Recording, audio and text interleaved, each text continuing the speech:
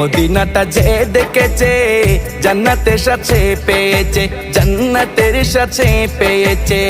সে পাবে না শেষ বিচারে, সে পাবে না শেষ বিচারে পাপের খেসারত।